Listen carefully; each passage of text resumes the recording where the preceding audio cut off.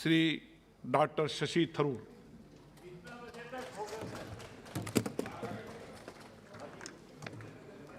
Thank you very much, Honourable Speaker, for giving me this opportunity to initiate our debate on the Union Budget for 2022-23, which was presented by our Honourable Finance Minister last week.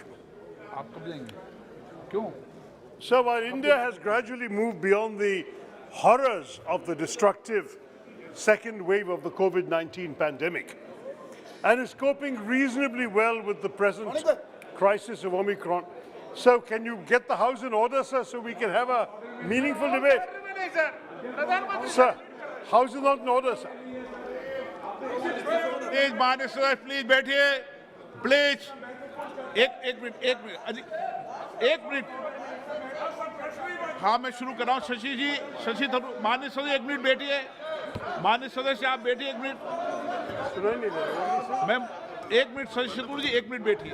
मैं भी बैठ. House order में लाने दीजिए. 1 minute बैठिए. माननीय सदस्यगण please खड़े नहीं रहिए.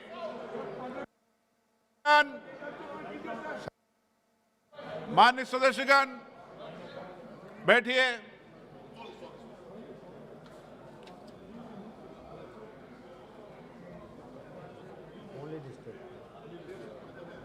Doctor Shashi Tharoor ji, please. Suresh ji, please बैठिए. Thank you, Speaker, sir. I hope we'll start the clock again from now for our time. We're very obsessed with the amount of time we get, sir. Thank you for giving me this opportunity once again. I was saying that while India has moved beyond the horrors of the destructive second wave of the COVID pandemic and is coping reasonably well with the current Omicron wave, there can be no doubt that the past year has placed the citizens of our country in unimaginable distress. The pain that so many of our fellow citizens have suffered, especially during the tragic and widespread loss of life between March and May last year, has etched scars in our public consciousness that can never be erased, sir. Today we've crossed the unsettling landmark of officially recording over 5 lakh COVID-related deaths, and perhaps almost 6 to 7 times that figure unofficially. It's a grim reminder of the far-reaching implications of the pandemic.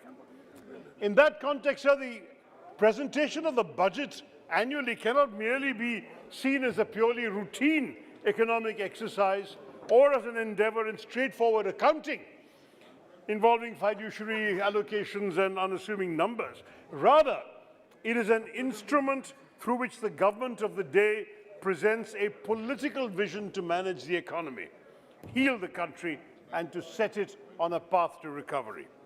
The budget serves as a platform through which the people of this nation are informed, sir, of the political priorities of their government, a government which was sworn in on the constitutional premise and promise that it will safeguard the interests of all Indians. So what then were the expectations the people of this country had of this government's priorities and vision? And what could we have expected the government to offer the people through the budget? I would say there were 3 broad expectations that the nation had. I would say there were 3 broad expectations that the nation had. Sir, ask her to come here. This is the main house. No, she has to come here. She has to come here. She can come here. I think we can see her on the screen. No, she has to be here. Honourable members, he is sitting and the other house and listening to the proceedings. It's the main house. It's the main house. Hey, sit down, please. She's listening, please. She's listening. I'll continue, sir. No, she can come here. No, wait a minute. So there were 3 broad expectations, I would say. The first was an expectation that this government would acknowledge the problems the nation is facing. Acknowledge the fact that our nation is today facing unprecedented levels of unemployment, which has left countless citizens, especially our young and dynamic working age population, with little prospects for a brighter tomorrow. Admit that 1/5 of India's population has plunged a staggering 53% in the last 5 years in their income. while the wealth of the richest 100 Indians has soared to 57 lakh crore rupees, 4.7 crore Indians have slipped into extreme poverty below the poverty line. Acknowledge the fact that the Indian middle class has been left defenseless in the face of rising inflation, shrinking incomes, and the consequent acceleration of household debt. Recognize the widespread distress and anguish in the agrarian economy, exacerbated by the peremptory manner in which your government passed the 3 contentious farm laws that drove hundreds of our farmers to camp outside the borders of our city in the bitter winter cold, the harsh summer sun, and the soaking monsoon rain, in a cause for which over 670 of them gave their lives. And concede that all these issues have been avoidable misadventures forged by your style of misgovernance. A style of governance that prioritizes one-man rule over consultation, a style that demands conformity rather than seeking consensus, and a style that has scant regard for the fundamental conventions or institutions that have traditionally guided our democracy. We all heard the Prime Minister today telling us of his government's achievements of what, but let's ask, sir, what are toilets? What use are toilets without running water? Gas cylinders whose refills you can't afford? Electricity connections whose bills you can't pay because you don't have a job? प्रधानमंत्री का शेर भी हम सुना। उनका जवाब है अली सादर जाफरी के शब्दों में, तुमने फिरदौस के बदल में जहन्नुम देकर कह दिया हमसे गुलिस्तान में बहार आ गई है, बागबान बन के उठे और चमन बेच दिया है. That is what this government has done, sir. So we've been left bitterly disappointed by this government's unwillingness to offer even a token recognition of the problems they've caused, of the widespread anguish they have inflicted upon the Aam Aadmi, the unemployed youth, our Kisans, who are still facing the existential crisis caused by this government. This House has not forgotten the Prime Minister talking about zero-budget natural farming because his government has, I'm sorry to say, left a zero in the budget for farmers. Second expectation, sir, that the people of this nation had was for the government to usher in concrete actions and corrective measures to address the multi-pronged calamities that their own government has caused them. An expectation to address the increasing unemployment crisis and declining labor force participation by developing targeted measures for job creation and strengthening existing employment guarantee schemes like Manrega. An expectation to provide urgent life support for the MSME sector, battered first by demonetization and then by lockdowns. Help them through fiscal support and a less exacting regulatory framework. An expectation from the government to mitigate the crisis of the middle class by reducing income tax or at least raising the exemption slab to at least 5 lakhs, as this government had repeatedly promised earlier. Arresting the untrammeled rise in the prices of basic commodities. An expectation that the government would have the commitment and the vision to design a pathway out of the staggering inequality in our country. And where our Kisans are concerned, an expectation to fix the cracks in our MSP and offer them support in terms of the procurement of basic commodities like fertilizers at a time when the price of raw material is skyrocketing. Sadly, this government's budget has given the nation exactly the opposite. A significant slashing of the Manrega scheme, more tokenism in credit support for the MSME sector,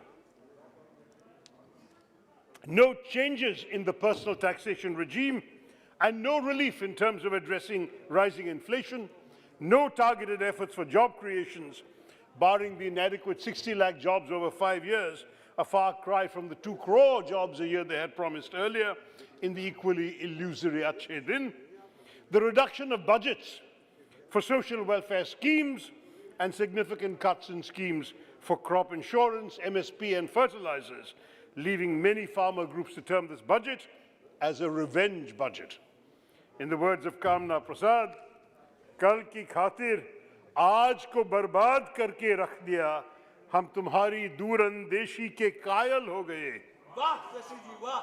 जो थे पस्ती में उन्हें बस ख्वाब दिखाए गए, जो बुलंदी पर थे उनको और ऊंचा कर दिया। That's what's happened here, sir. Now, while none of these concerns were addressed, the people of this country at least expected from the government to learn from the grim experiences of recent times and prioritize allocations accordingly. Then the budget might offer a vision of economic recovery that would guide our nation out of the darkness and distress of the pandemic and the aftermath. But where have we seen this, sir? This government has not learned from the repeated instances of incursions on our sovereign territory by prioritizing, by expanding the defense budget and providing support for our armed forces to accelerate urgent modernization requirements. The government has not learned from our harrowing ordeals during the height of the pandemic to strengthen our medical infrastructure so as to shore up our preparedness in the event of future contagion. The government has not learned to increase allocations to education so as to prepare our young children better to cope with an uncertain future. The government has not learned to attend to the problems of today's Indian citizens rather than stretching the mirage of Achhe Din 25 years into the future into some illusory Amrit Kal that no one in the government will be around to be accountable for at all. After all, अगली नस्लों को तबाही से बचाने के लिए जो भी करना है, इसी नस्ल को करना होगा. But they're not interested in doing any of that. They would rather just defer and postpone. We have hollow slogans and insincere promises, the famous jumlas and the empty claims of achievements. To paraphrase Ghalib, हमको मालूम है budget की हकीकत, लेकिन दिल को बहलाने के लिए निर्मला जी ये ख्याल अच्छा है. Anyway, I'm sorry to say, Mr. Chairman, that the announcements of this budget simply mask a betrayal by the government of the hopes and aspirations of the people. तमन्ना आसमान की थी, ज़मीन भी ना मिली. However, it was good to hear the Honorable Finance Minister quoting from the Mahabharata's Shanti Parva, talking about the duty of a king to govern the state in accordance with dharma. Of course, this government would do well to remember the equally prescient wisdom also in the same Shanti Parva, which warns that when a kingdom goes into decline, the life of that king is one of shame. As a more recent poet, Dushyant Kumar famously said, जिस दौर में मखलूक को मैसर नहीं रोटी, उस दौर के सुल्तान से कोई भूल हुई है. So what then is the state of this kingdom and the sultan? Any conversation on the state of this country must necessarily commence with the state of the people who make up the nation, sir. After all, there's no robust economy or GDP growth as abstract or theoretical concepts unless you're concerned about the welfare of the people who constitute this economy. That understanding of our economy is simply not there in our finance minister's budget. Partly as a result of the pandemic and partly on account of consistent failures in policy making since 2014, the Aam Aadmi finds himself in an unprecedented state of distress. The Honorable Finance Minister in her address spoke about how her government constantly strives to provide the necessary ecosystem for the middle classes.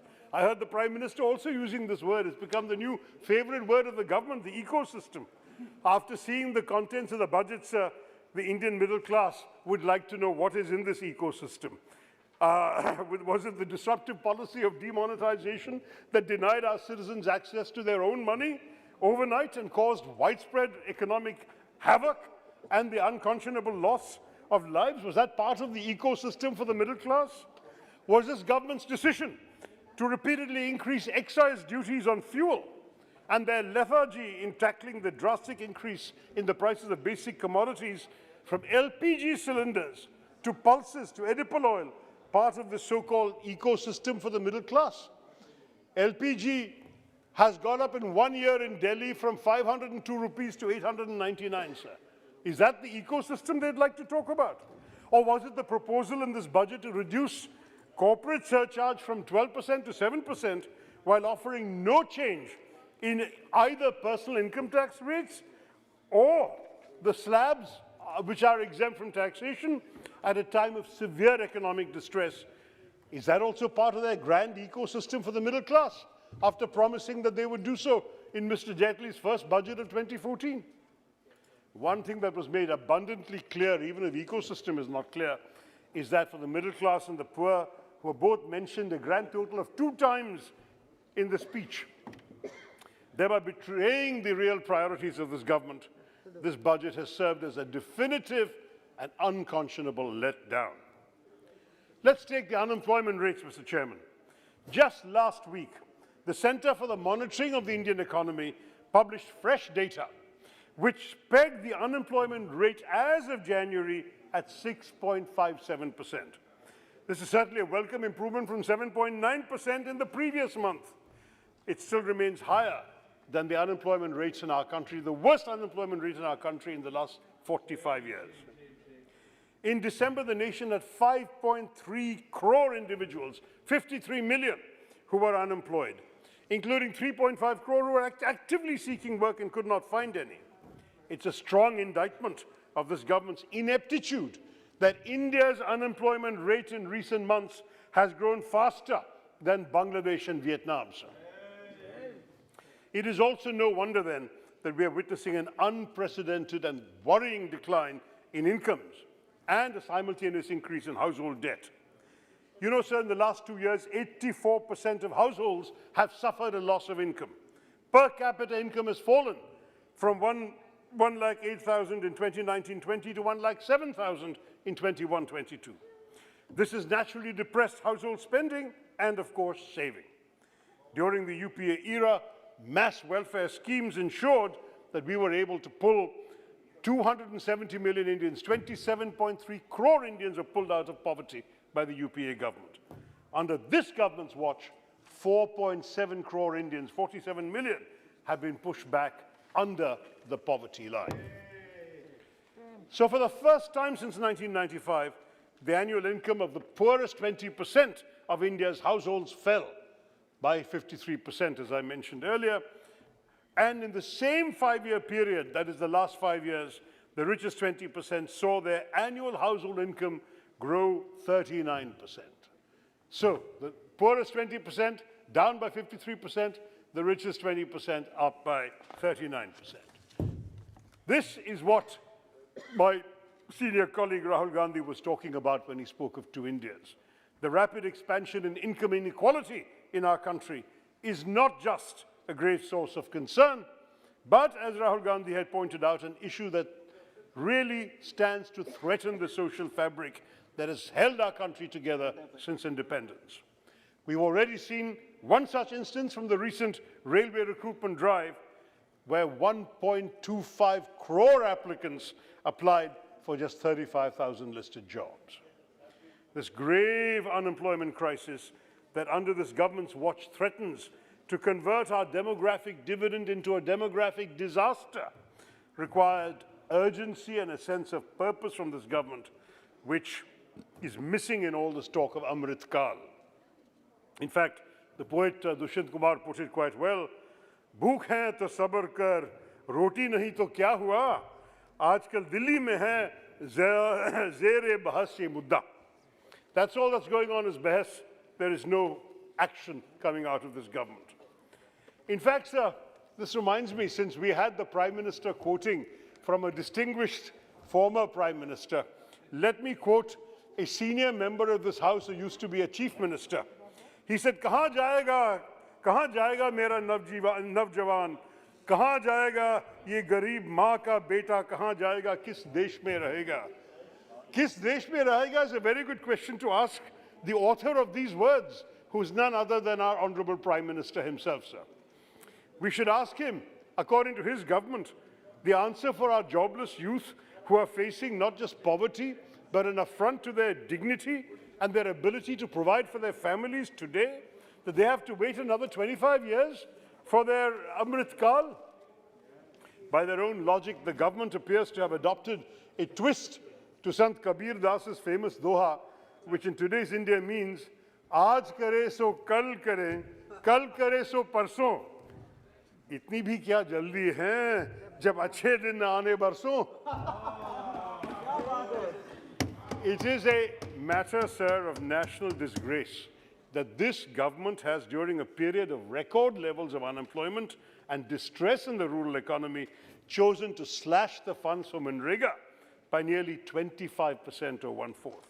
Last year, in response to the unprecedented clamor for jobs, you were forced to bring in additional funding for the Manrega scheme through supplementary demands for grants in December, and that took the total allocation to 98,000 crores. Rather than learn from this experience, which we had warned the government about in my own budget speech a year ago, I had warned the finance minister this would happen. It happened, and they've still not learned the lesson. This year, they've again budgeted too little, just 73,000 crores for Manrega this year. It's an allocation that defies logic, that blatantly ignores the on-ground reality in the country. The Prime Minister kept telling us, let us see the on-ground reality, the grassroots reality. That's what the Finance Minister needs to do herself, because already out of the 73,000 crores, sir, 20,000 crores are pending in dues from last year that they have not paid. So in fact, she has provided an artificial paltry 50,000 crores for this entire scheme, which is such a vital scheme to keep the rural population afloat. Most experts have consistently added that Manrega, have argued that Manrega needs a minimum of 1.34 crores, 1.34 lakh crores, or up to a maximum, depending on which expert you consult, of 3.5 lakh crores in order to meet the increasing demand for jobs, if you want to keep your promise of a minimum guarantee of 100 days of employment. As of last year, sir, an estimated 91 lakh households that demanded employment under the scheme were ignored. Forget developing an urban version of Manrega to address rising urban poverty, as many experts have advocated. The current allocations will mean that the government will at best be able to provide 16 to 20 days of work, sir, not 100. It's even worse than their miserable performance last year, which saw that on average households only receive 52 days of work as opposed to 100. So this is supposed to be the Mahatma Gandhi National Rural Employment Guarantee Scheme, but neither the word employment nor the word guarantee is apparently of any value to this government's ecosystem. They have not taken them seriously. They're providing no guarantees and no employment. Now, the government may not have much regard for this scheme. The Honorable Prime Minister once described it as a living monument to the failure of the UPA government. But let me remind my colleagues this evening that it was that very monument of the UPA government that served as a ventilator for the rural economy during the pandemic. A monument of the UPA which provided 13.3 crore Indians with jobs during the height of the pandemic, after this government abdicated its responsibility of shielding our citizens from the economic distress that engulfed rural India. The Prime Minister was criticizing the Congress Party for helping people to go to their homes. But what arrangements did this government make to feed and shelter and look after these migrant workers here, in there, wherever they were? There was absolutely no arrangement made, and that's why they had to go home, sir. And the government remains shamefully culpable for what they have done. The truth is, with all of this distress that they did nothing about, this indeed, Manrega, is a monument of the UPA. Indeed, the government was forced to increase the budgetary allocations to 1.1 lakh crores during the pandemic because it was the only lifeline for our rural people.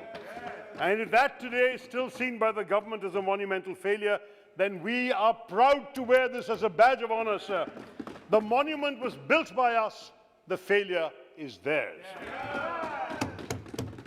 But this budget has missed a far more vital issue. How will we, in a country where the median age stands at a youthful 28, provide jobs for the millions of our underemployed and unemployed youth? This budget talks about the creation of 60 lakh jobs over 5 years. But I'm sorry to say, respected Chairman, 12 lakh jobs a year, which is what it comes down to, is no kind of solution in a country where 5.3 crore are currently unemployed and 47.5 lakh job seekers enter the Labour Department's own figures of the job market each year. A government that tells the nation where 47.5 lakh people are added to the unemployment list every year is grandly promising in the budget 12 lakh jobs. This is what we're seeing, sir. I must say that I'm reminded again of the words of the immortal Dushant Kumar. Kahan to तय था उजाला हर घर के लिए, कहाँ चिराग मयस्सर नहीं शहर के लिए. Not even a simple lamp for anybody. That's what this government has reduced us to. Now, one concrete measure to boost employment generation would have been to support our ailing MSMEs, which till the commencement of the pandemic actually managed to employ 42% of the people in this country who had any work. And that's despite the savage blow undertaken because of demonetization. This budget has done very, very little to recognize and support this extraordinary need. While we welcome the announcement of the extension of the ECGLS scheme till March 2023, merely providing credit support is never enough. So it falls short of the recommendation by the Parliamentary Standing Committee on Industry, which urged the government to offer a larger economic package with long-term measures. 60 lakh MSMEs went out of business after demonetization, and SIDBI, the Prime Minister seemed to refer to it, they pronounce it slightly differently. SIDBI says that 67% of the remaining MSMEs that they surveyed closed last year. So you may disagree with our and SIDBI's assessment of the MSMEs that your policies are forced to close, but that's a bit rich given your own admission that the government does not maintain any data on this. So I don't know how they can disagree with us. But the scale of the challenge has yet been reaffirmed by the SIDBI report, the most recent one, which highlighted not just the closures, but that more than 50% of MSMEs witnessed a decline of more than 25% in their revenues. So what was the PM talking about when he praised himself, patted himself on the back about MSMEs? I don't know.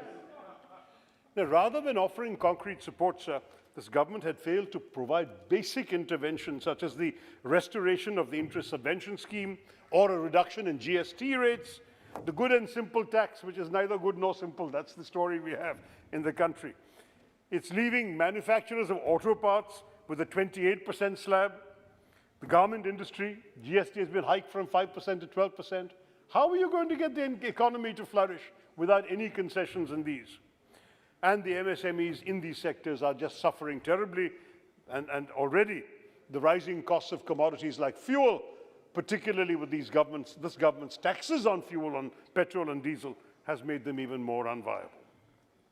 Now, the treatment of MSMEs mirrors the manner in which the agrarian economy, which is the other mainstay of employment in our country, has been shortchanged in this budget.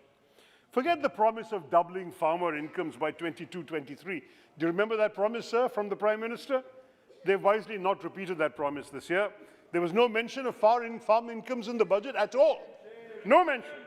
Not only has this sector's share in the overall allocations declined from last year, but their announcements have left farmer unions alleging an attitude of revenge from this government for having been forced to retract the poorly conceived farm bills. Sir, I'm entitled to a few more minutes, sir. I lost a bit at the beginning because of people's disturbance. So I just want to say, sir, that the government has only marginally increased the total allocation for agriculture by a miserly 4.4%, while slashing funding for key schemes like the Pradhan Mantri Fasal Bima Yojana down by 3.1%, significant reductions in key subsidies, including for fertilizers, down 25%, and of course for petroleum, which is down by 11%. So they can talk about increased procurement under MSP, but this is only restricted to wheat and paddy. And as farmer unions have pointed out, the number of beneficiaries of the MSP regime has fallen by 17%, and the quantity procured has fallen by 7% in the last year. With all the other cuts, we are seeing a real crisis in the farm sector. And you know, it's ironic when the Prime Minister keeps reminding us of how much the strength of India lies in her villages and the need to bridge the gulf between urban and rural India, whereas his government's budget is widening the chasm between these two Indias. There's much more that I could say, sir. I do want to mention a couple of things. Certainly, the budget's neglect is also going to further accelerate the hardships faced by other vulnerable sectors in our country, like fisher folk. In my constituency, Thiruvananthapuram, sir, they're struggling with severe shortages of kerosene. They've largely slipped below the poverty line in the last couple of years. The government is indifferent. There is no special measures for them.